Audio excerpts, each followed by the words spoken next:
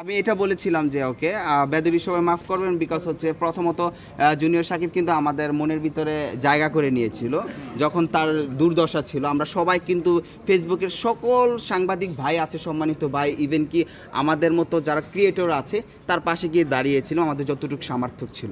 But যখন সে তার এই একটা একটা আন্টি তাকে ইনভাইট করেছিল যে আমার ছোট মেয়ে তোমার অনেক বড় ফ্যান, সে ইনভাইটেশনে গেছে, যাওয়ার পর তার বড় মেয়েকে ভালো লেগে গেছে, গোপনে আপনে বিয়ে শাদী না করে নিয়ে পলায় নিয়ে এসে পড়ছে। এর জন্য আমি এটার জন্য কিন্তু আমাদের অনেক কন্টেন্ট ক্রিয়েটরদের বদনাম ছড়াচ্ছে, তারপর বিভিন্ন ধরনের ইফেক্ট হচ্ছে যে একজনের যেহেতু একজনের চরিত্র এরকম, বাকিগুলাকে ঘরে না এসে ঘরে না দেখে তাদেরকে ডিজার্ভ করা বা ডিজাবল করে দেওয়া ঠিক আছে।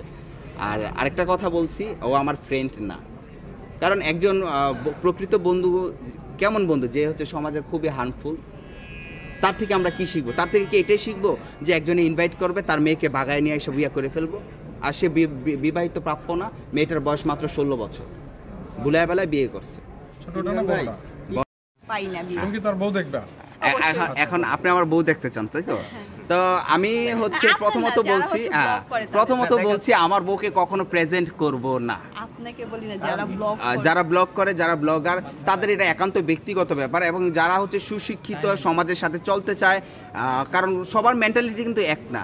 এখন আমি দেখতেছি হ্যাঁ খুব ভালো, এবং হচ্ছে বাংলাদেশে ম্যাক্সিমাম বেশিরভাগ মানুষই হচ্ছে মুসলিম, এবং প্রত্যেকটা ছেলেরই উচিত যে তার বউকে পাবলিকলি না করা।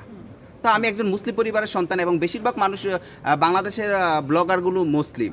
হ্যাঁ, এই যে কোনো যেমন ফর এক্সাম্পল ফ্রি মোশন কিন্তু তার বউকে কিন্তু প্রেজেন্ট করেনি আমাদের সামনে, পর্দার আড়ালে বিয়ে করেছে। আমি তাকে ফলো করি এবং তার মতো নিয়মকানুন মেনে আমি বিয়ে করব বলেছেন। কারণ হচ্ছে দেখবেন একই প্ল্যাটফর্মের ভিতরে যখন সিম্পলি বলি, একটা দুধের ভিতরে 10 কেজি দুধের ভিতরে যদি 1 ফোঁটা চেনা গরুর চেনা অথবা হচ্ছে 1 ফোঁটা আপনি লেবু ফালিয়ে দেন, তাহলে কিন্তু সেই দুধটা নষ্ট হয়ে যায়। এই জন্য কিন্তু আপনারা আমাদেরকে পদবি দিচ্ছেন যে একজনের কারণে সবাই এরকম। আচ্ছা Thank you, ইমরান ভাই, দাঁড়াও, আর দাঁড়াও, একটা একটু, প্রশ্ন একটু, আছে। একটু।